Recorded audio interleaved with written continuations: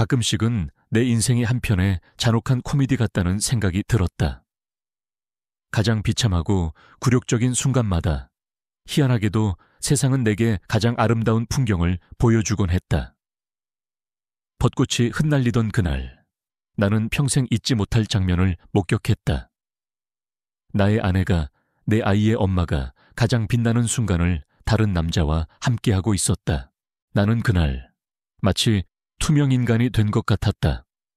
거리에 핀 벚꽃은 눈부시게 아름다웠고 분홍빛 꽃잎들이 바람에 실려 흩날렸다. 사람들은 웃고 떠들며 봄의 향연을 만끽하고 있었다. 그 모든 행복한 풍경 한가운데 나는 멈춰서서 한 장면을 멍하니 바라보고 있었다. 익숙한 얼굴, 나의 아내 지연이 환하게 웃고 있었다. 그녀의 옆에는 내가 아닌 낯선 남자가 서 있었다. 그는 지연의 손을 다정하게 잡고 있었고 그들의 손가락은 마치 처음부터 한 몸이었던 것처럼 자연스럽게 얽혀 있었다. 남자는 내 아내에게 무언가를 속삭였고 지연은 고개를 젖히고 해맑게 웃었다. 그 웃음은 내가 지난 15년간 한 번도 보지 못했던 웃음이었다. 나는 그 자리에 못 박힌 듯 서 있었다. 심장이 쿵 하고 바닥으로 떨어지는 소리가 들리는 것 같았다. 수많은 사람들이 오가는 거리였지만 그 순간 나의 세계는 오직 그 두 사람으로 좁혀졌다. 내 눈에 비친 그들은 마치 한 폭의 그림 같았다. 아름답고 완벽하고 그리고 나만 제외된 그림. 그들은 곧 내 눈앞을 스쳐 지나갔다. 그들의 대화 소리는 들리지 않았지만 나는 그들의 입모양만으로도 충분히 알 수 있었다. 남자는 사랑해 라고 말했고 지연은 수줍은 미소로 화답했다. 그들은 마치 첫사랑에 빠진 10대 소년 소녀 같았다. 나는 그들이 사라지는 뒷모습을 보며 깨달았다.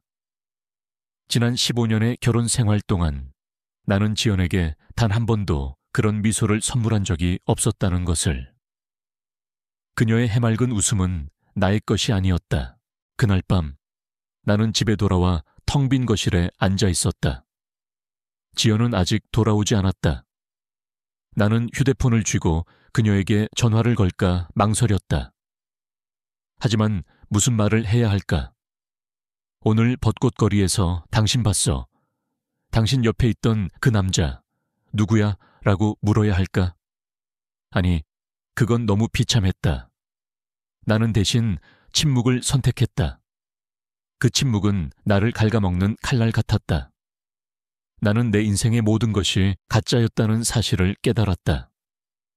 내가 믿어왔던 사랑, 가족, 행복은 모두 신기루였다.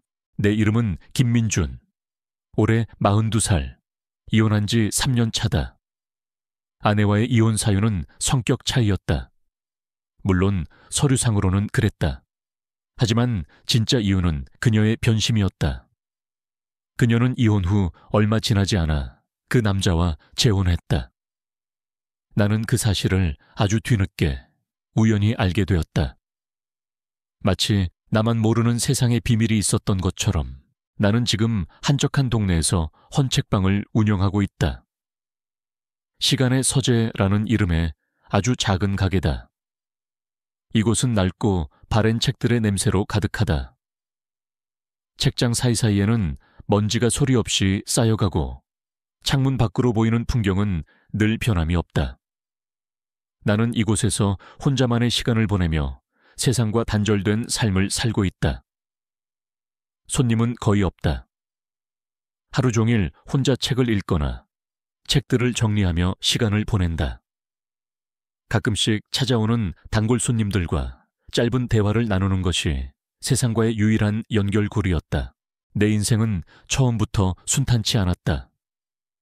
나는 아주 가난한 집안의 장남으로 태어났다.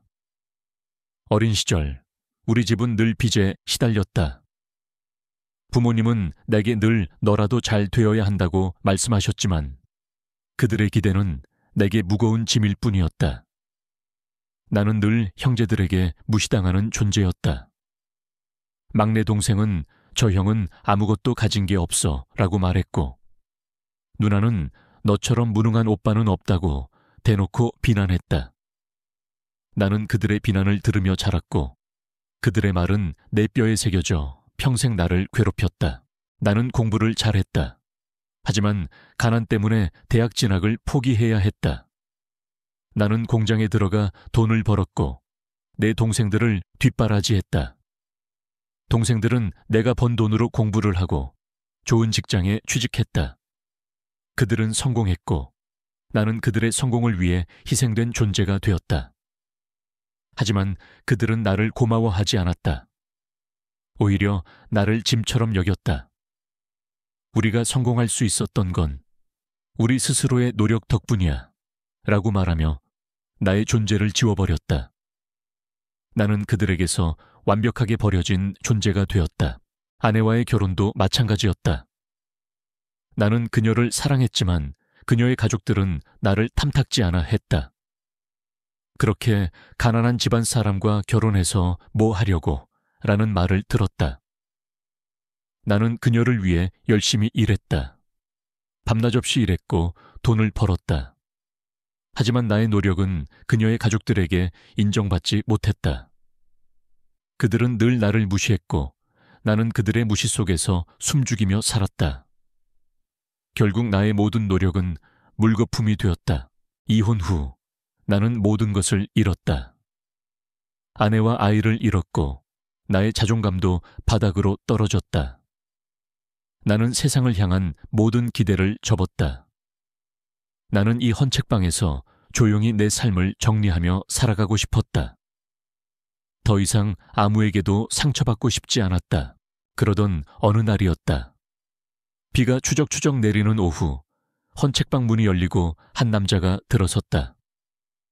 그는 고급스러운 정장을 입고 있었고 젖은 머리카락을 쓸어 올리는 모습이 마치 영화 속 한 장면 같았다. 그는 차분한 눈빛으로 책장들을 훑어보았다. 그의 존재만으로도 좁고 낡은 책방 안이 꽉 차는 느낌이었다. 그는 한참 동안 책들을 둘러보더니 이내 멈춰 섰다. 이 책 아직 있습니까? 그가 가리킨 책은 아주 오래된 얇은 시집이었다. 겨울을 지나봄으로 나는 그 시집을 보며 놀랐다. 그건 내가 어린 시절 가장 좋아했던 시집이었다.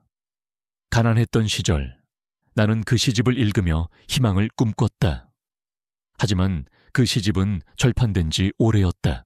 이 책은 제가 아주 아끼는 책이라 팔 수 없습니다. 나는 무심결에 그렇게 대답했다. 그러자 남자는 고개를 들고 나를 바라보았다. 그의 눈빛은 묘했다.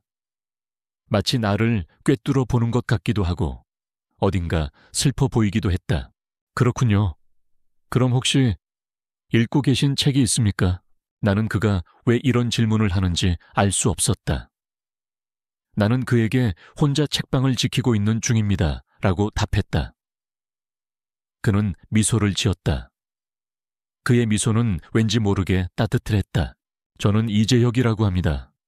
이 근처에 회사가 있어서 가끔씩 들르려고 합니다. 이 책방이 마음에 드네요. 그는 그렇게 말하고 명함을 건넸다. 명함에는 성민그룹 대표이사 이재혁이라고 적혀 있었다. 나는 순간 흠칫했다.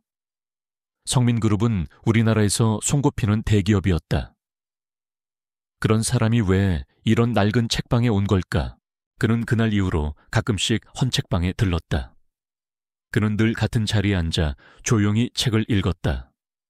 그는 나와 대화를 길게 나누지는 않았지만 그의 존재만으로도 나의 외로운 일상은 조금씩 채워지는 것 같았다. 그의 눈빛은 늘 나를 향해 있었다.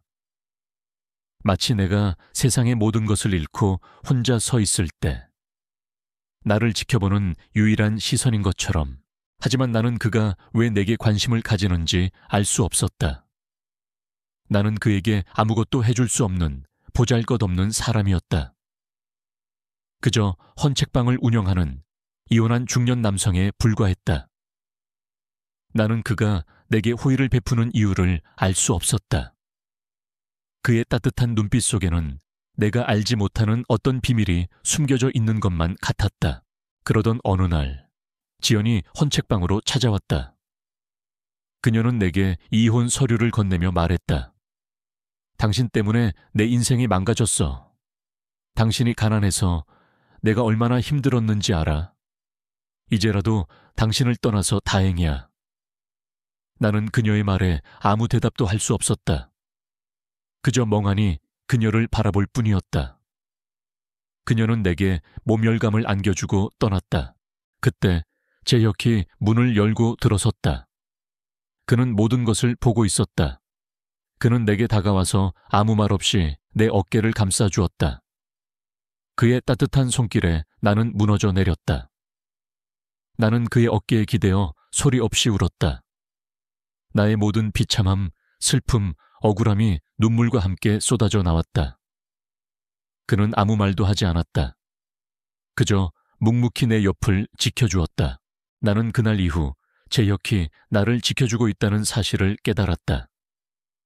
그는 나의 아픔을 알고 있었고 나의 상처를 어루만져 주려 하고 있었다.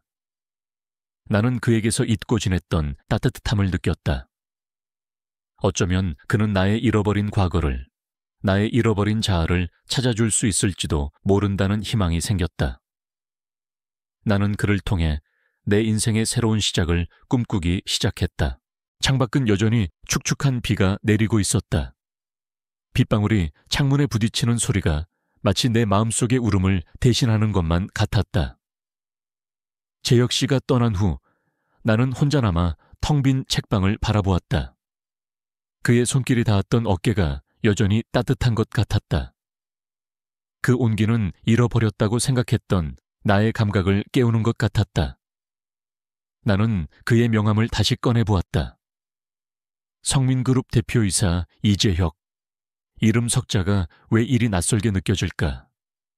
나는 그가 왜 내게 그런 호의를 베푸는지 이해할 수 없었다. 그저 내가 가엾어서일까? 아니면 다른 이유가 있는 걸까? 그날 밤 나는 잠을 이룰 수 없었다. 억눌러 왔던 과거의 기억들이 물밀듯이 밀려왔다. 어린 시절에 나는 늘 혼자였다. 가난한 집안의 장남이라는 이유로 나는 늘 책임감이라는 무거운 짐을 짊어져야 했다. 동생들은 늘 나를 무시했다. 오빠는 뭘 해도 안 될 거야. 오빠처럼 살고 싶지 않아. 그들의 말은 칼날이 되어 내 심장을 찔렀다. 부모님은 늘 빚에 시달렸고 나는 그들의 짐을 덜어주기 위해 모든 것을 포기해야 했다. 나는 공부를 포기했고 꿈을 포기했다. 그 암울한 시절 내게 유일한 빛이었던 존재가 있었다. 바로 재혁이었다. 우리는 같은 동네에 살았지만 재혁의 집안은 우리와 달랐다. 그의 집은 언제나 깨끗했고 따뜻했다. 나는 그의 집에서 처음으로 따뜻한 밥을 먹었고 그의 어머니는 내게 늘 따뜻한 미소를 보여주셨다. 재혁은 늘 나를 챙겨주었다. 학교에서 아이들이 나를 괴롭히면 그는 늘 내 편이 되어 주었다. 민준이 건드리지 마. 그는 늘 그렇게 소리치며 나를 지켜주었다. 그의 존재는 내게 유일한 버팀목이었다. 하지만 재혁은 중학교 2학년 때 갑작스럽게 전학을 갔다. 그의 아버지가 사업을 확장하면서 서울로 이사를 갔다고 했다. 우리는 연락처를 주고받았지만 나는 얼마 지나지 않아 그에게 연락하는 것을 멈췄다. 나는 그와 내가 사는 세상이 다르다는 것을 깨달았다. 그는 성공한 집안의 아들이었고 나는 가난한 집안의 아들이었다. 나는 그에게 내 비참한 모습을 보여주고 싶지 않았다. 나는 그에게 잊혀지는 것을 택했다. 그렇게 우리의 인연은 끝이 나는 줄 알았다. 그런데 그가 지금 내 눈앞에 나타난 것이다. 그것도 성민그룹 대표이사라는 엄청난 타이틀을 달고 나는 그를 보자마자 알아봤어야 했다. 그의 눈빛, 그의 미소, 그의 목소리. 그 모든 것이 어린 시절의 재혁과 닮아 있었다. 하지만 나는 그를 알아보지 못했다. 내 인생에서 재혁이라는 존재는 이미 지워진 지 오래였기 때문이었다. 나는 그저 그를 잘생긴 손님으로만 생각했다. 다음 날 아침 헌책방 문을 열자 재혁 씨가 서 있었다. 그는 양손에 따뜻한 커피와 샌드위치를 들고 있었다. 어제 저 때문에 많이 힘드셨죠? 그의 말에 나는 고개를 숙였다. 어제 내가 그의 어깨에 기대어 울었던 기억이 떠올라 얼굴이 화끈거렸다. 아닙니다. 제가 그동안 너무 힘들어서. 괜찮아요. 가끔은 그렇게 울어도 돼요. 그의 말은 위로가 되었다. 그는 커피를 내밀었고 나는 말없이 받아들었다. 우리는 함께 샌드위치를 먹으며 아무 말 없이 앉아 있었다. 그 침묵은 어색하지 않았다. 오히려 편안했다. 마치 아주 오래전부터 함께했던 것처럼 재혁 씨는 그날 이후로 매일 헌책방을 찾아왔다. 그는 더 이상 손님이 아니었다. 그는 나의 유일한 친구가 되었다. 그는 내가 좋아하는 책에 대해 이야기했고 나는 그에게 잊고 지냈던 꿈에 대해 이야기했다. 우리는 서로의 삶에 대해 조심스럽게 나누기 시작했다. 그는 자신이 성민그룹의 후계자로서 겪어야 했던 무게감과 압박에 대해 털어놓았고 나는 내가 겪었던 가난과 가족의 무시에 대해 이야기했다. 우리는 서로 다른 삶을 살았지만 서로의 아픔에 공감하고 이해했다. 어느 날 재혁 씨가 내게 물었다. 민준아, 혹시 잊고 지냈던 꿈이 있어? 나는 그 질문에 한참 동안 대답할 수 없었다. 나는 이미 꿈을 포기한 지 오래였다. 나는 내 삶에 아무런 기대도 하지 않았다. 글쎄, 나는 그냥 이렇게 살아가고 싶어. 조용히 아무에게도 피해 주지 않고. 그게 네 진짜 바람이야? 나는 네가 어린 시절 시인이 되고 싶어 했다는 걸 알아. 그의 말에 나는 깜짝 놀랐다. 나는 그에게 어린 시절의 꿈에 대해 이야기한 적이 없었다. 그는 어떻게 그걸 알고 있는 걸까? 어떻게 알았어? 그는 조용히 미소를 지었다. 네가 제일 좋아했던 시집 이름 기억나? 겨울을 지나 봄으로. 너는 그 시집을 읽으며 언젠가 너만의 시를 쓰고 싶어 했어. 나는 네가 그 꿈을 포기하지 않았으면 좋겠어. 나는 그제야 재혁 씨가 왜 내게 그렇게 관심을 가졌는지 깨달았다. 그는 나를 돕고 싶었던 게 아니었다. 그는 내가 잃어버린 나를 찾아주려 하고 있었던 것이다. 그는 나의 과거를, 나의 상처를, 그리고 나의 꿈을 기억하고 있었다. 나는 그의 진심에 가슴이 먹먹해졌다. 하지만 나는 여전히 두려웠다. 내가 다시 꿈을 꾸기 시작하면 또다시 실패하고 상처받을까봐. 나는 재혁 씨에게 말했다. 재혁아, 나는 이제 그런 거 못해. 나는 너무 지쳤어. 그는 내 손을 잡았다. 그의 손은 따뜻하고 힘이 있었다. 괜찮아. 내가 옆에 있어 줄게. 너는 혼자가 아니야. 그의 말에 나는 다시 울컥 눈물이 터져 나왔다. 나는 그동안 혼자였다. 내 모든 아픔과 상처를 혼자 감당해야 했다. 그런데 지금 내 옆에 내 손을 잡아주는 사람이 있었다. 그의 손길은 나를 세상 밖으로 끌어내주는 유일한 구명줄 같았다. 나는 그의 손을 놓지 않았다. 재혁 씨는 그날 이후로 나를 변화시키기 시작했다. 그는 나의 헌책방을 리모델링해 주었고 내게 새로운 책들을 선물했다. 그는 내가 쓴 시들을 읽어주었고 나를 응원했다. 그는 나를 다시 세상과 연결해 주었다. 나의 헌책방은 더 이상 낡고 어두운 공간이 아니었다. 사람들은 새로워진 책방에 찾아왔고 나는 그들과 대화하며 다시 웃음을 되찾기 시작했다. 나는 재혁 씨가 베풀어준 도움에 보답하고 싶었다.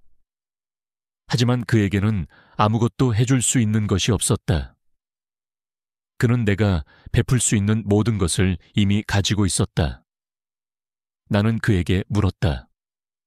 재혁아, 나는 너에게 뭘 해줄 수 있을까? 그는 미소를 지으며 말했다. 네가 행복해지는 모습을 보여주는 것. 그거면 충분해. 그의 말에 나는 감동했다. 그는 내게 아무런 대가도 바라지 않았다. 그는 오직 내가 행복해지는 것을 바랐다. 나는 재혁 씨를 통해 과거의 상처와 마주하기 시작했다. 나는 다시 한번 용기를 내어 가족들을 찾아갔다. 그들은 여전히 나를 무시했지만 나는 더 이상 그들의 말에 상처받지 않았다. 나는 당당하게 내 의견을 이야기했고 나의 삶을 존중해 달라고 요구했다.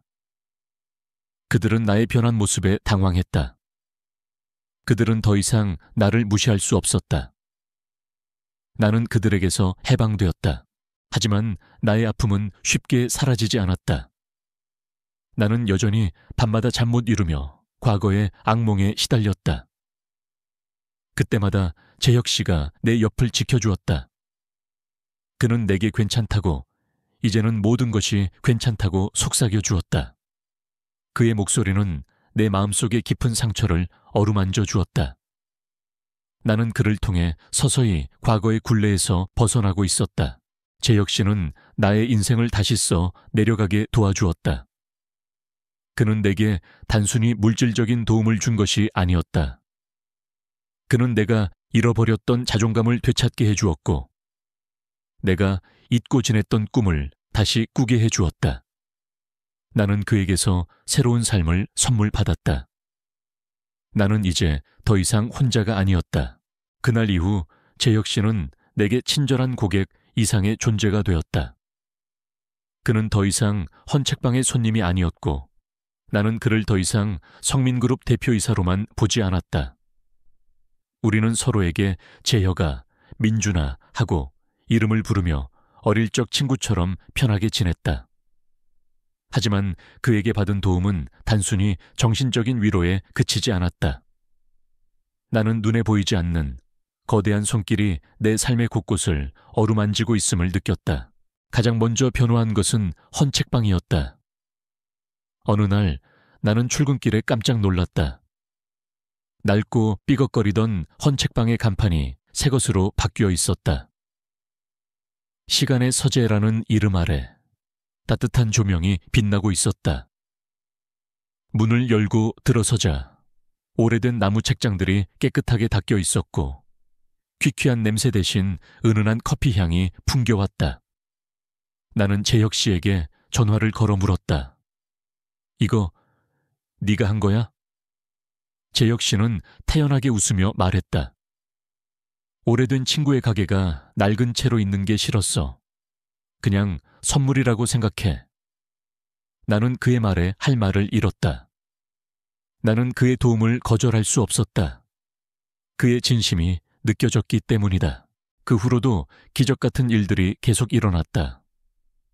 나는 재혁 씨에게 오래된 동네에 있는 헌책방이라 손님이 많지 않다고 푸념했었다.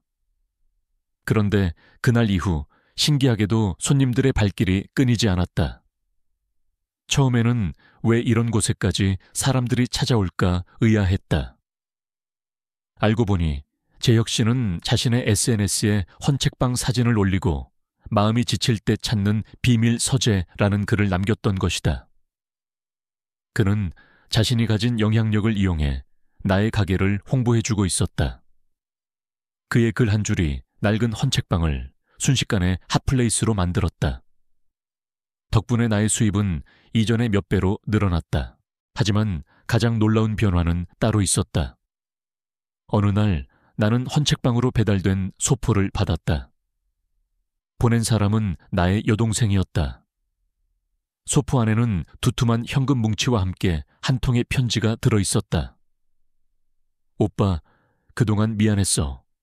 우리가 성공할 수 있었던 건 오빠의 희생 덕분이라는 걸 이제야 깨달았어. 이 돈은 오빠가 우리 뒷바라지하느라 고생했던 것에 비하면 아무것도 아니지만 오빠의 새로운 시작에 조금이나마 도움이 되었으면 좋겠어. 나는 편지를 읽으며 눈물을 흘렸다. 동생은 나를 늘 무시하고 경멸했었다. 그런데 갑자기 이렇게 변한 이유가 뭘까?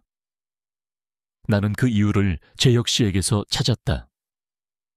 재혁 씨는 동생이 다니는 회사의 가장 큰 고객사였다. 동생의 회사에 큰 프로젝트를 맡기면서 재혁 씨는 자신의 영향력을 이용해 은연중에 동생에게 나의 존재를 상기시켰을 것이다. 그는 직접적으로 내게 복수를 해주지 않았다. 대신 내 가족들이 스스로의 잘못을 깨닫게 만들어 주었다. 그는 나의 자존심을 짓밟지 않으면서도 나를 괴롭혔던 과거의 그림자에서 나를 구해내고 있었다. 그리고 나의 전 아내 지연의 소식도 들려왔다. 그녀는 재혼한 남편이 회사의 비자금 사건에 연루되면서 하루아침에 모든 것을 잃게 되었다고 했다. 그녀는 이제 더 이상 부유한 사모님이 아니었다. 나는 그녀의 소식을 들었을 때 기쁘지 않았다. 오히려 씁쓸하고 마음 한켠이 아려왔다. 그녀도 한때는 내가 사랑했던 사람이었다. 그녀의 불행이 나의 행복이 될 수는 없었다. 나는 그저 조용히 그녀의 삶을 응원해주고 싶었다. 재혁 씨는 나의 이런 복잡한 감정까지도 읽어내고 있었다. 민준아, 복수는 상대를 무너뜨리는 게 아니라 네가 행복해지는 거야. 그의 말은 내 마음속의 응어리를 녹여주었다. 나는 그제야 깨달았다. 내가 그동안 가족에게 인정받고 싶어하고 아내에게 사랑받고 싶어 했던 것은 결국 내 자신을 사랑하지 못했기 때문이었다는 것을. 나는 재혁 씨의 도움을 통해 내 자신을 다시 돌아볼 수 있게 되었다. 나는 더 이상 과거의 상처에 갇혀 살지 않았다. 나는 새로운 삶을 시작할 용기를 얻었다. 재혁 씨는 나의 인생을 완전히 바꾸어 놓았다. 그는 나의 헌책방을 성공시켰고 나의 가족 관계를 회복시켜 주었다. 하지만 나는 여전히 그의 진심을 의심했다. 왜 그는 내게 이토록 많은 것을 해주는 걸까? 그는 내가 잊고 지냈던 유일한 친구였다. 하지만 어린 시절의 우정만으로 이 모든 것을 설명할 수는 없었다. 그는 나의 성공을 위해 자신의 시간과 재력, 그리고 영향력을 아낌없이 썼다. 나는 그가 내게 뭔가 바라는 것이 있을지도 모른다고 생각했다. 하지만 그는 아무것도 바라지 않았다. 그는 그저 나의 행복을 바랄 뿐이었다. 그의 무한한 친절과 배려 속에서 나는 혼란스러워졌다. 재혁 씨가 나에게 베푸는 호의가 친구로서의 우정인지 아니면 다른 감정 때문인지 알 수 없었다. 그의 눈빛은 늘 따뜻했지만 가끔씩은 애틋한 감정이 서려 있는 것 같았다. 그는 나를 바라볼 때 마치 내가 세상에서 가장 소중한 존재인 것처럼 바라보았다. 그의 시선은 나를 불안하게 만들었다. 나는 그에게 물어보고 싶었다. 왜 내게 이렇게 잘해주는 거야? 하지만 그 질문을 입 밖으로 꺼내는 순간 내가 그에게 의존하고 있다는 사실을 인정하는 것 같아 두려웠다. 어느 날 헌책방 문을 닫고 재혁 씨와 함께 근처의 작은 공원으로 갔다. 우리는 벤치에 앉아 말없이 밤하늘을 바라보았다. 별이 쏟아지는 밤이었다. 나는 그에게 물었다. 재혁아, 너는 왜 나를 이렇게까지 도와주는 거야? 재혁 씨는 한참 동안 침묵했다. 그리고는 조용히 입을 열었다. 민준아, 나는 네가 어린 시절 시를 쓸 때의 눈빛을 기억해. 그 눈빛은 세상에서 가장 반짝였어. 나는 네가 그 눈빛을 잃어버리고 살아가는 게 너무 가슴 아팠어. 그래서 다시 그 눈빛을 되찾게 해주고 싶었어. 그의 말에 나는 눈물이 핑 돌았다. 그는 내가 잊고 지냈던 나의 가장 아름다운 시절을 기억하고 있었다. 그는 나의 모든 것을 알고 있었고 나의 아픔을 함께 나누고 싶어 했다. 그는 나를 구원해주고 싶었던 것이다. 나는 그에게 고백했다. 나는 너에게 아무것도 해줄 수 없어. 나는 텅 비어버린 사람이야. 재혁 씨는 내 손을 잡았다. 그의 손은 따뜻하고 부드러웠다. 아니, 민준아. 너는 텅 비어버린 사람이 아니야.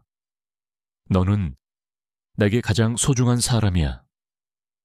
그의 말에 나는 심장이 쿵 하고 내려앉는 것 같았다. 그의 눈빛은 흔들리지 않았다. 그 안에는 진심만이 가득 차 있었다. 나는 그제야 깨달았다. 그의 감정은 단순한 우정 그 이상이었다는 것을. 그는 나를 사랑하고 있었다. 나는 그의 사랑 속에서 나의 잃어버린 자아를 찾아가고 있었다. 그날 밤 나는 잠을 이루지 못했다.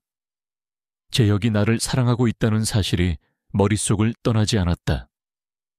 그의 눈빛, 그의 목소리, 그의 따뜻한 손길이 모두 그 의미였음을 이제야 깨달았다. 나는 혼란스러웠다. 오랜 시간 동안 나는 사랑이라는 감정을 잊고 살아왔다. 이혼 후 나는 다시는 누군가를 사랑할 수 없을 거라고 생각했다. 내 마음은 이미 굳게 닫혀 있었고 그 누구에게도 열어줄 준비가 되어 있지 않았다. 그런데 재혁은 그 굳게 닫힌 문을 부수고 들어왔다. 그의 진심은 나를 흔들어 놓았다. 다음 날 아침 헌책방으로 출근하는 발걸음이 무거웠다. 재혁을 어떻게 대해야 할지 몰랐다. 그는 평소처럼 환한 미소로 나를 맞이했지만 나는 그의 눈을 똑바로 쳐다볼 수 없었다. 나는 커피를 내리며 애써 침묵을 지켰다. 재혁은 그런 나를 눈치챘는지 조용히 내 옆에 다가와서 말했다. 민준아, 어제 내 말 때문에 불편해진 거라면 미안해. 하지만 내 진심이었어. 나는 고개를 저었다. 아니, 불편하지 않아. 다만 나는 오랫동안 혼자였고 다시 누군가를 마음에 들이는 게 두려울 뿐이야. 재혁은 내 손을 잡았다. 괜찮아. 나도 그래. 나는 늘 혼자였고 사랑이라는 감정은 내게 사치라고 생각했어. 하지만 널 만나고 달라졌어. 너는 내게 새로운 세상을 보여줬어. 그의 말에 나는 가슴이 먹먹해졌다. 그는 내게만 진심이었던 것이 아니었다. 그 역시 나처럼 외로웠고 사랑에 목말라 있었던 것이다. 우리는 서로 다른 삶을 살았지만 서로 같은 아픔을 공유하고 있었다. 그날 이후 우리는 서로의 마음을 조심스럽게 열기 시작했다. 우리는 더 이상 친구의 경계를 지키지 않았다.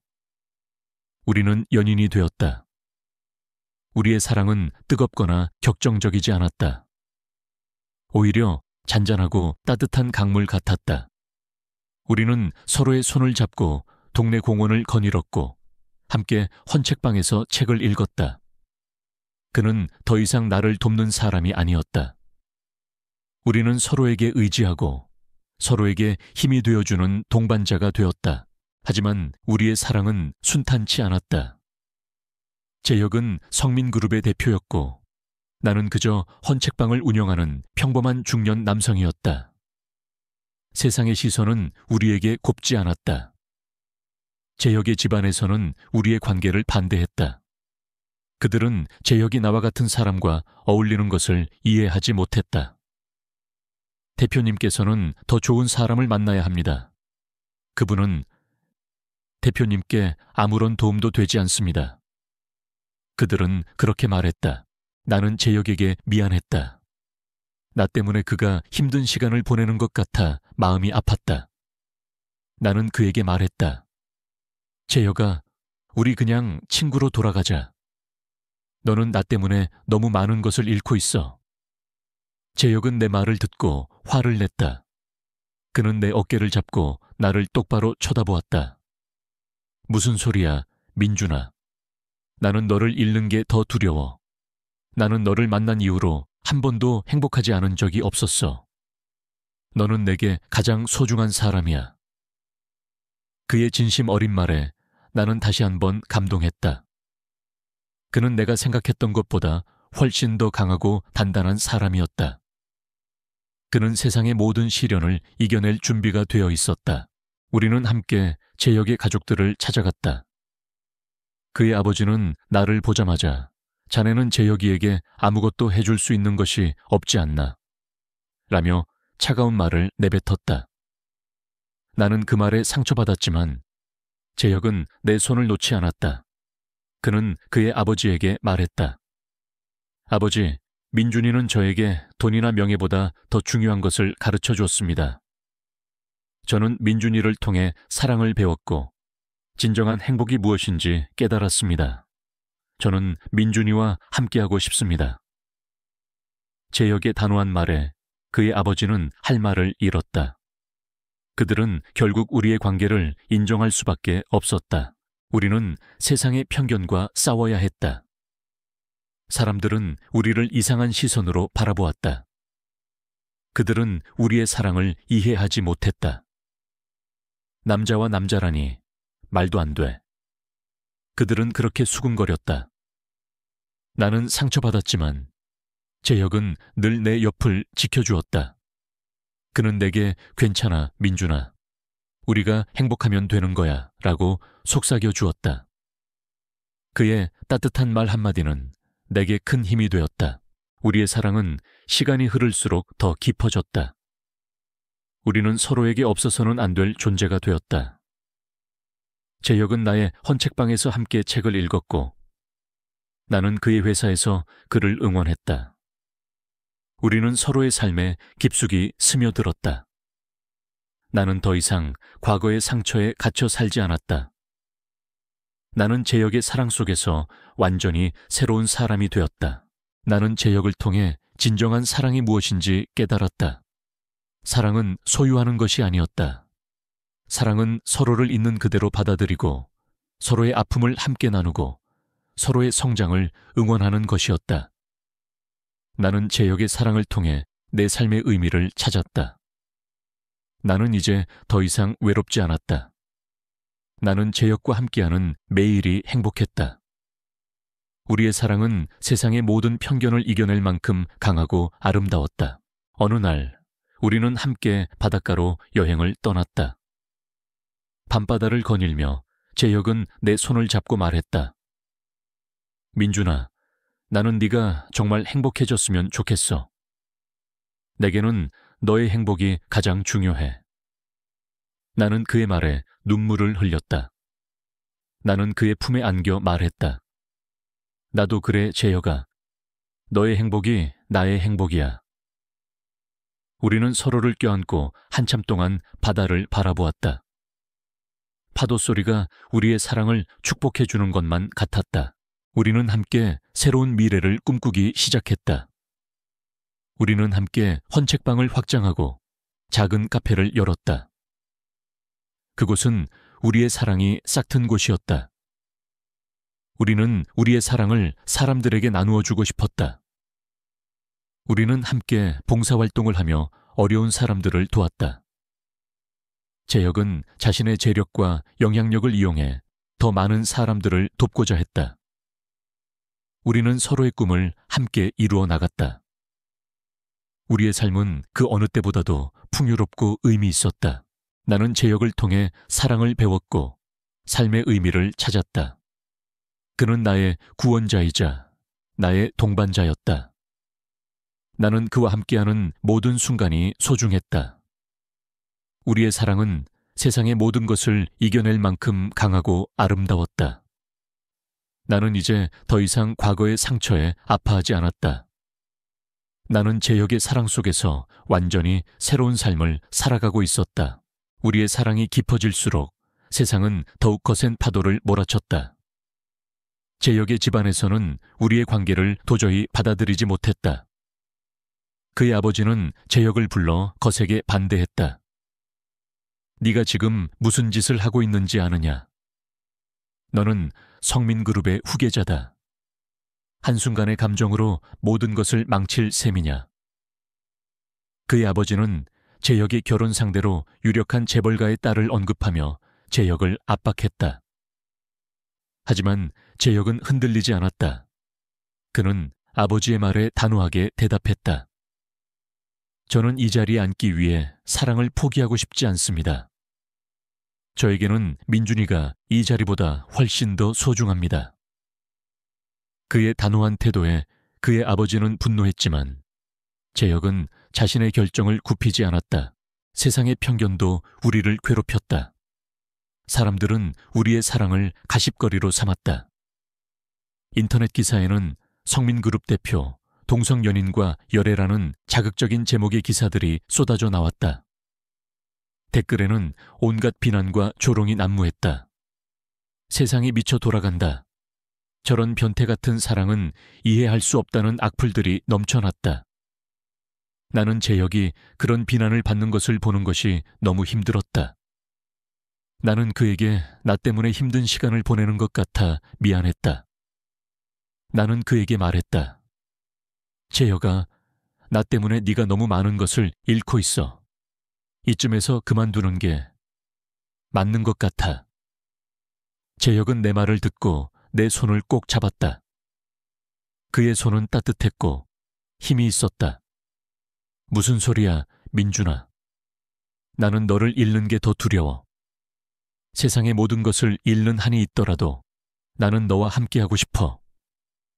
그의 진심 어린 말에 나는 눈물을 흘렸다. 나는 그가 나를 얼마나 사랑하는지, 그리고 내가 그에게 얼마나 소중한 존재인지 다시 한번 깨달았다. 우리는 함께 이 모든 시련을 이겨내기로 했다. 우리는 세상의 시선에 굴복하지 않았다. 우리는 우리의 사랑을 숨기지 않았다. 우리는 함께 손을 잡고 거리를 걸었고 함께 맛집을 찾아다녔다. 사람들의 시선은 여전히 따가웠지만 우리는 서로에게 의지하며 그 시선을 견뎌냈다. 재혁은 자신의 SNS에 나와 함께 찍은 사진을 올리며 우리의 사랑을 공개적으로 드러냈다. 사랑의 성별이 무슨 상관입니까? 저는 이 사람을 사랑합니다. 그의 글은 큰 파장을 일으켰다. 재혁의 용기에 많은 사람들이 감동했고 우리를 응원하는 댓글들이 늘어났다. 우리는 더 이상 혼자가 아니었다. 우리를 응원해주는 사람들이 생겨났다. 재혁은 내게 새로운 삶을 선물했다. 그는 나의 헌책방을 확장하여 시간의 서재라는 이름의 복합문화공간으로 만들었다. 1층에는 헌책방과 작은 카페가 있었고 2층에는 작은 전시실과 북클럽 공간이 있었다. 그곳은 우리의 사랑이 싹튼 곳이었다. 우리는 이곳에서 많은 사람들을 만났고 우리의 삶을 나누었다. 나는 이곳에서 다시 시를 쓰기 시작했다. 나의 시는 더 이상 슬프고 우울하지 않았다. 나의 시는 희망과 사랑으로 가득 차 있었다. 사람들은 나의 시를 읽고 감동했고 나는 다시 한번 나의 존재의 의미를 찾았다. 하지만 우리의 행복은 오래가지 않았다. 재혁의 아버지는 우리의 관계를 끝까지 인정하지 않았다. 그는 재혁에게 최후 통첩을 보냈다. 나와 민준이 둘 중 하나를 택해라. 재혁은 단호하게 나를 택했다.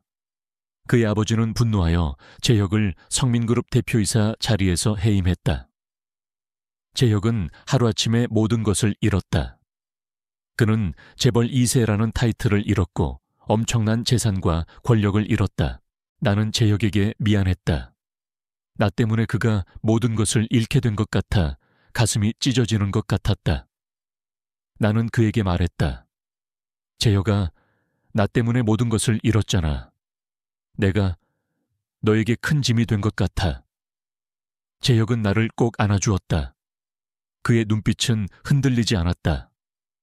민준아, 나는 아무것도 잃지 않았어. 나는 너를 얻었잖아. 너는 내게 세상의 모든 것보다 더 소중해. 그의 말에 나는 다시 한번 눈물을 흘렸다. 나는 그의 품에 안겨 한참 동안 울었다.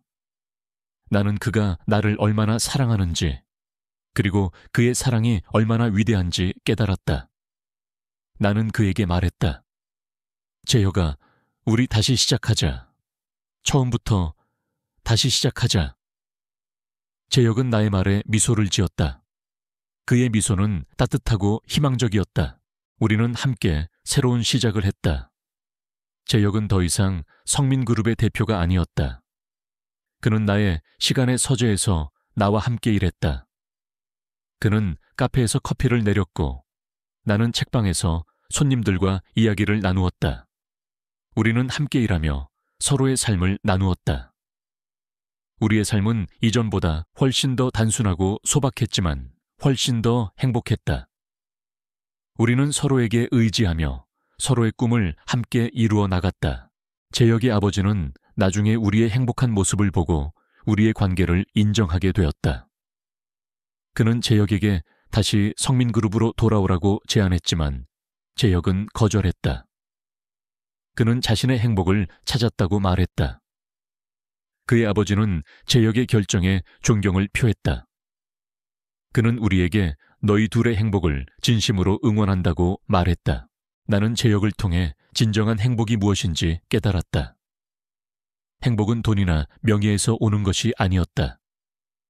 행복은 사랑하는 사람과 함께하는 소박한 일상에서 오는 것이었다. 나는 재혁과 함께하는 매일이 행복했다. 우리의 사랑은 세상의 모든 편견을 이겨낼 만큼 강하고 아름다웠다. 우리는 서로에게 없어서는 안 될 존재가 되었다.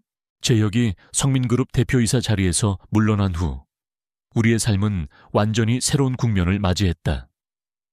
화려하고 바쁜 재벌가의 삶에서 벗어나 그는 헌책방 시간에 서재의 공동 운영자가 되었다.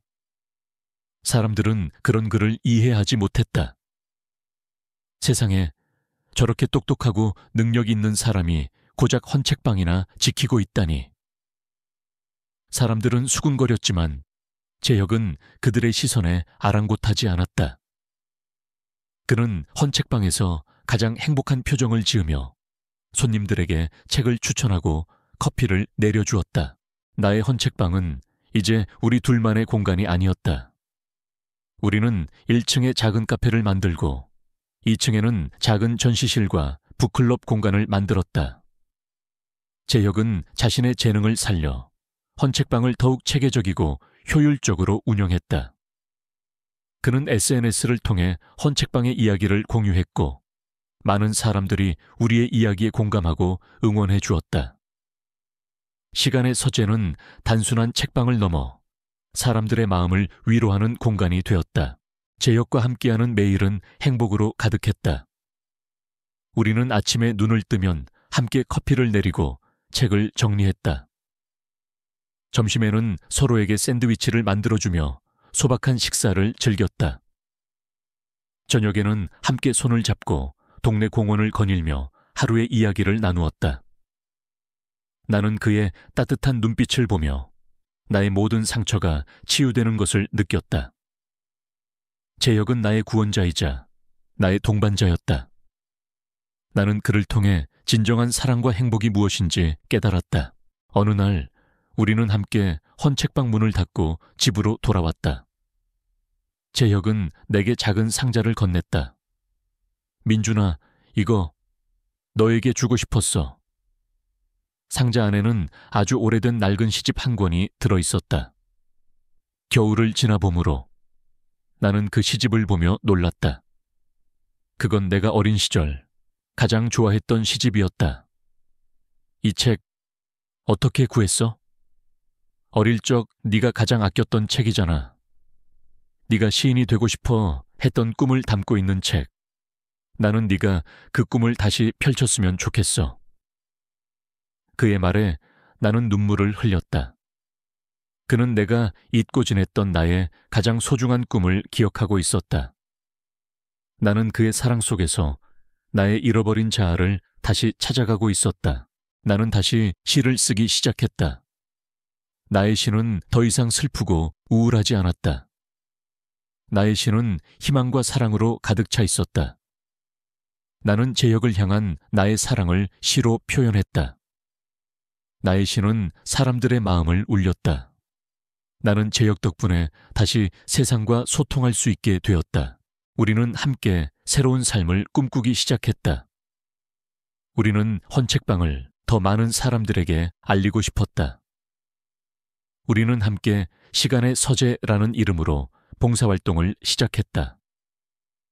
우리는 소외된 이웃들에게 책을 기부하고 무료로 책을 읽어주는 활동을 했다. 재혁은 자신의 재력과 인맥을 이용해 더 많은 사람들을 돕고자 했다. 우리는 서로의 꿈을 함께 이루어 나갔다. 우리의 삶은 그 어느 때보다도 풍요롭고 의미 있었다.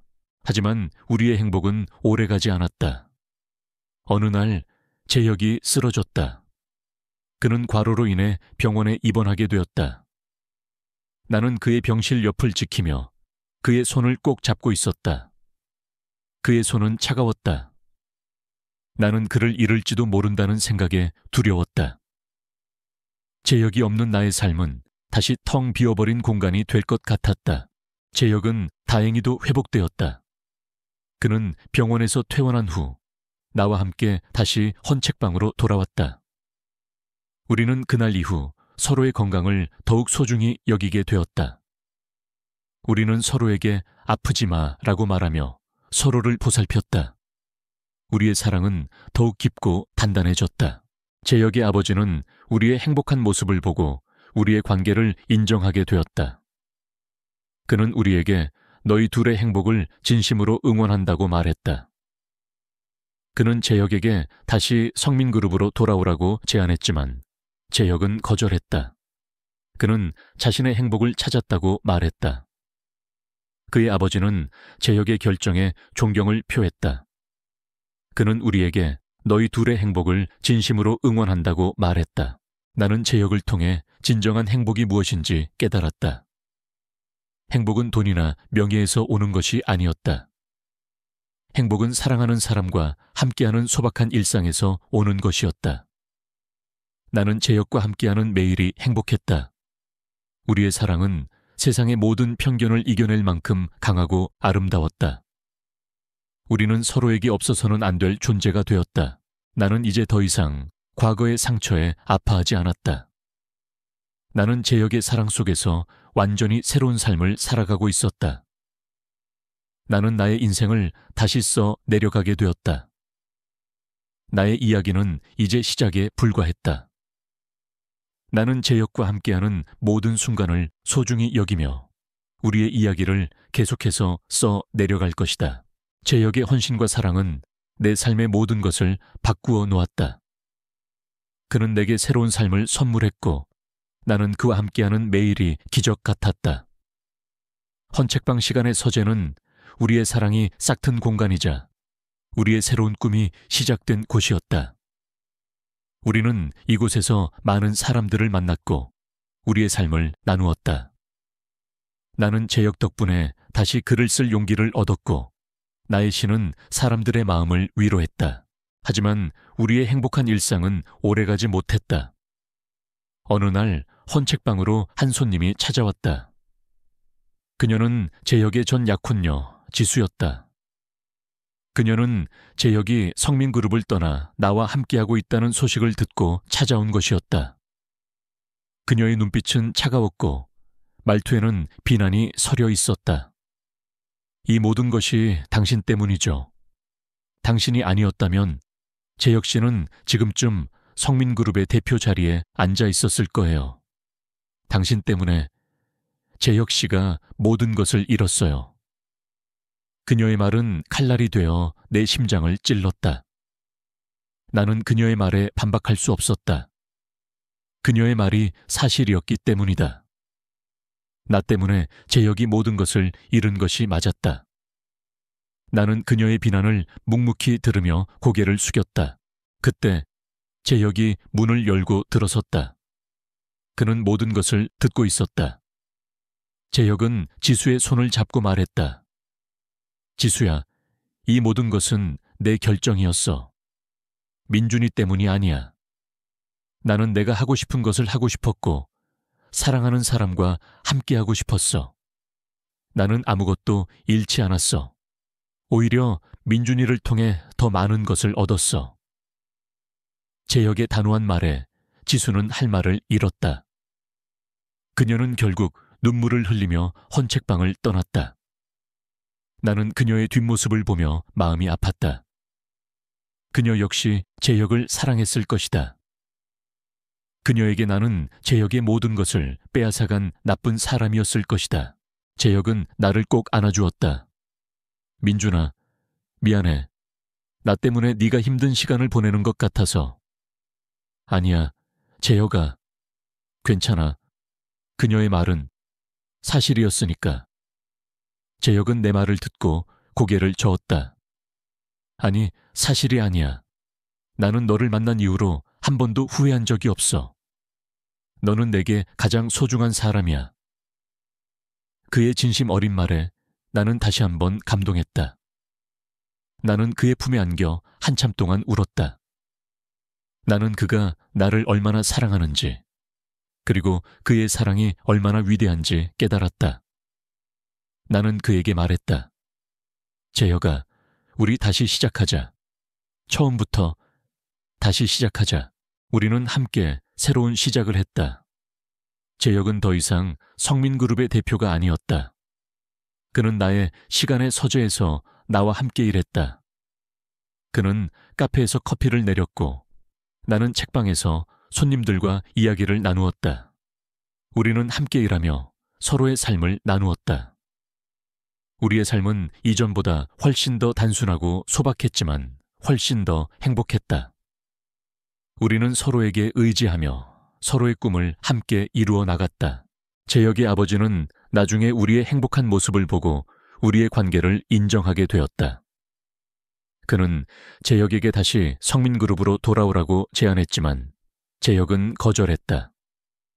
그는 자신의 행복을 찾았다고 말했다. 그의 아버지는 재혁의 결정에 존경을 표했다. 그는 우리에게 너희 둘의 행복을 진심으로 응원한다고 말했다. 나는 재혁을 통해 진정한 행복이 무엇인지 깨달았다. 행복은 돈이나 명예에서 오는 것이 아니었다. 행복은 사랑하는 사람과 함께하는 소박한 일상에서 오는 것이었다. 나는 재혁과 함께하는 매일이 행복했다. 우리의 사랑은 세상의 모든 편견을 이겨낼 만큼 강하고 아름다웠다. 우리는 서로에게 없어서는 안 될 존재가 되었다. 우리는 함께 새로운 삶을 꿈꾸기 시작했다. 우리는 헌책방을 더 많은 사람들에게 알리고 싶었다. 우리는 함께 시간의 서재라는 이름으로 봉사활동을 시작했다. 우리는 소외된 이웃들에게 책을 기부하고 무료로 책을 읽어주는 활동을 했다. 재혁은 자신의 재력과 인맥을 이용해 더 많은 사람들을 돕고자 했다. 우리는 서로의 꿈을 함께 이루어 나갔다. 우리의 삶은 그 어느 때보다도 풍요롭고 의미 있었다. 나는 이제 더 이상 과거의 상처에 아파하지 않았다. 나는 재혁의 사랑 속에서 완전히 새로운 삶을 살아가고 있었다. 나는 나의 인생을 다시 써 내려가게 되었다. 나의 이야기는 이제 시작에 불과했다. 나는 재혁과 함께하는 모든 순간을 소중히 여기며 우리의 이야기를 계속해서 써 내려갈 것이다. 우리는 함께 시간의 서재를 운영하며 평온하고 행복한 시간을 보냈다. 재혁은 더 이상 바쁜 스케줄에 쫓기는 CEO가 아니었다. 그는 매일 아침 나를 위해 직접 커피를 내리고 헌책방의 책들을 정성스레 정리했다. 그는 손님들에게 책을 추천해주며 행복한 미소를 지었다. 나는 그런 그의 모습을 보며 가슴 한켠이 따뜻해지는 것을 느꼈다. 그는 내게 온전한 사랑을 주었고 나는 그의 사랑 속에서 완전히 새로운 사람으로 거듭났다. 하지만 우리의 행복한 일상은 다시 한번 위기를 맞이했다. 재혁의 건강이 점점 나빠지기 시작한 것이다. 그는 피로를 호소했고 가끔씩 현기증을 느끼며 쓰러지기도 했다. 나는 그런 그의 모습에 불안해졌고 그를 설득하여 병원에 데려갔다. 의사의 진단은 충격적이었다. 재혁은 어린 시절부터 알아온 희귀 심장병이 있었고 과도한 스트레스와 피로로 인해 병이 악화된 것이었다. 의사는 그에게 당장 수술을 받지 않으면 생명이 위험할 수도 있다고 말했다. 나는 재혁의 병실 앞에서 무너져 내렸다. 나는 재혁이 나 때문에 모든 것을 잃은 것도 모자라 이제는 목숨까지 위험하게 된 것 같아 죄책감에 시달렸다. 내가 아니었다면 그는 성민그룹의 대표 자리에 앉아 최고급 의료 서비스를 받으며 건강을 관리했을 것이다. 나 때문에 그는 모든 것을 포기했고 이제는 병까지 얻게 된 것이다. 나는 재혁에게 미안하다고, 내가 모든 것을 망쳤다고 울며 말했다. 재혁은 나의 손을 잡고 조용히 말했다. 민준아, 내 병은 내 탓이 아니야. 나는 너를 만난 이후로 한 번도 행복하지 않은 적이 없었어. 너는 내게 살고 싶은 이유를 선물해줬어. 나는 너와 함께라면 어떤 시련도 이겨낼 수 있어. 그의 말에 나는 다시 한번 눈물을 흘렸다. 나는 그의 진심 어린 사랑 속에서 나의 모든 죄책감이 녹아내리는 것을 느꼈다. 나는 그를 위해 무엇이든 할 준비가 되어 있었다. 나는 재혁의 손을 꼭 잡고 말했다. 재혁아, 걱정하지 마. 내가 옆에 있어 줄게. 우리는 함께 이겨낼 수 있어. 재혁은 수술을 받기로 결정했다. 하지만 수술은 성공 확률이 낮고 위험한 수술이었다. 나는 수술실 앞에서 재혁의 손을 잡고 기도했다. 나는 그를 잃을지도 모른다는 생각에 두려웠다. 재혁이 없는 나의 삶은 다시 텅 비어버린 공간이 될 것 같았다. 나는 그의 손을 놓지 않았다. 수술이 진행되는 동안 나는 재혁의 어린 시절을 떠올렸다.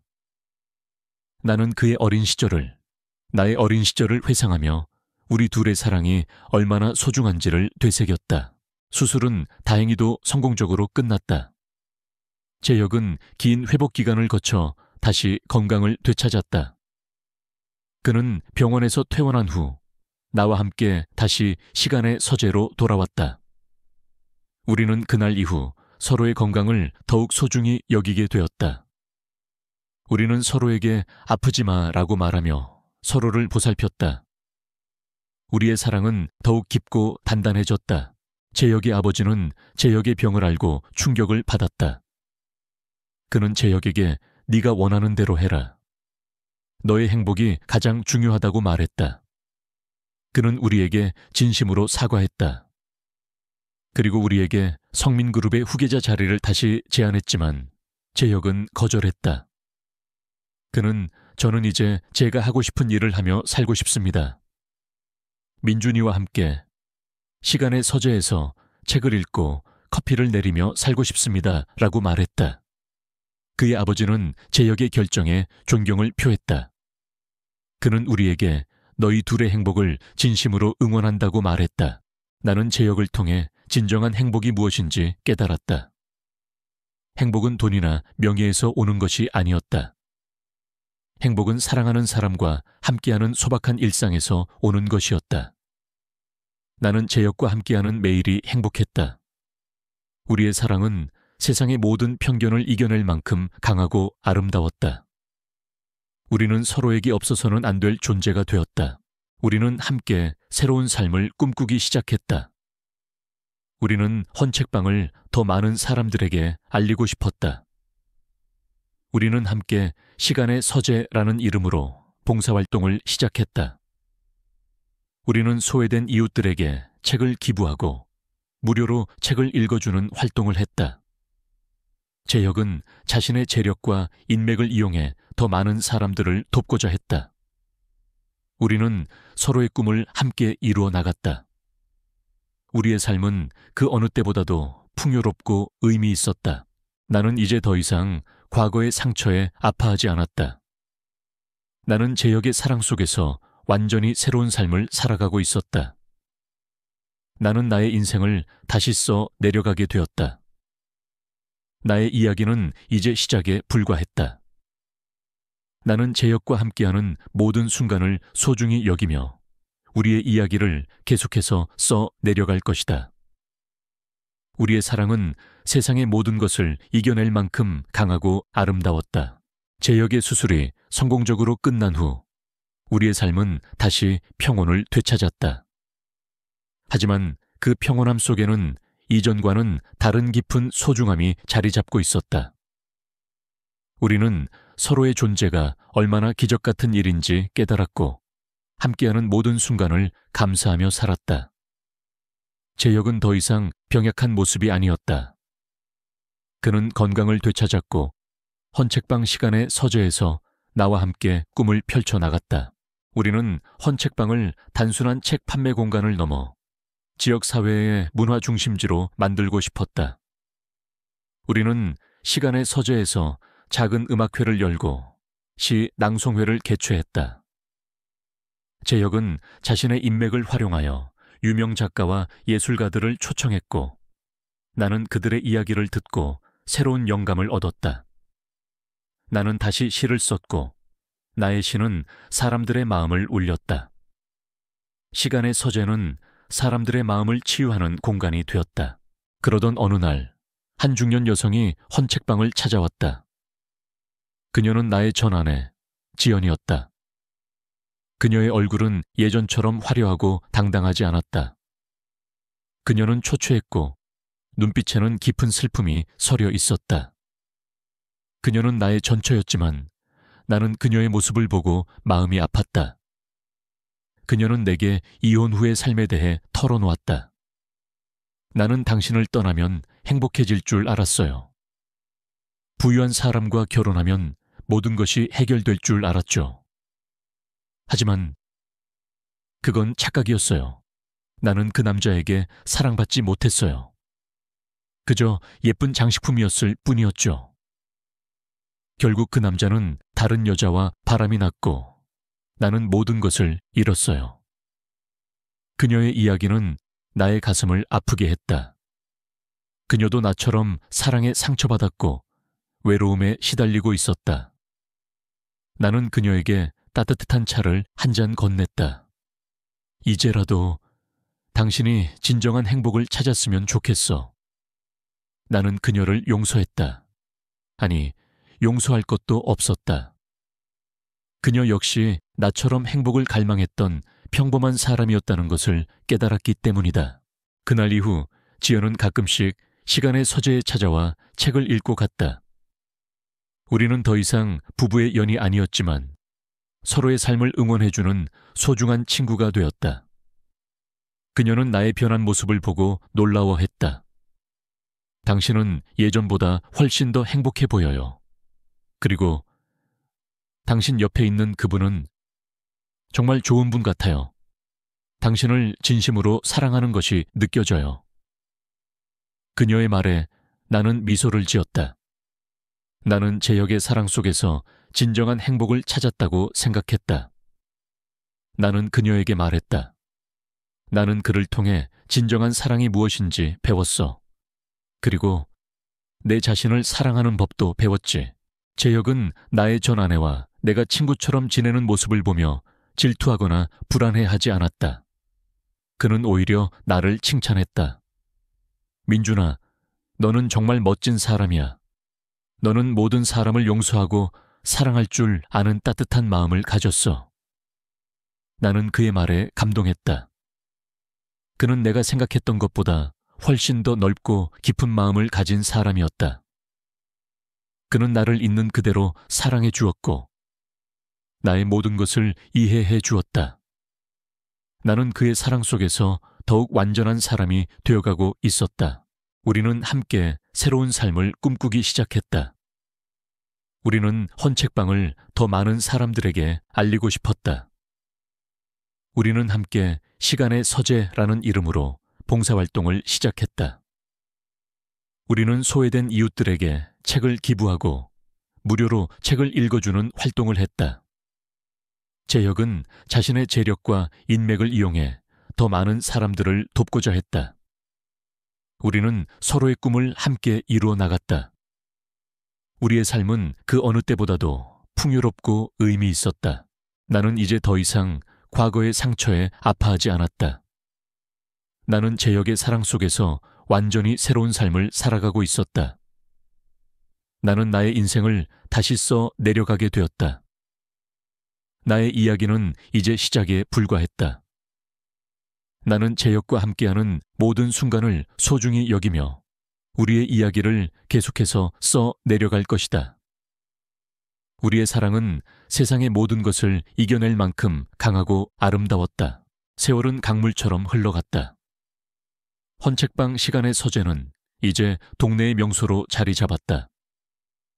낡은 헌책방은 우리의 손길을 거쳐 따뜻하고 생명력 넘치는 공간이 되었다. 나는 더 이상 과거의 상처에 갇혀 살지 않았다. 나는 사랑하는 사람과 함께하는 소박한 일상 속에서 진정한 행복을 찾았다. 재혁은 나의 삶의 모든 것이 되었다.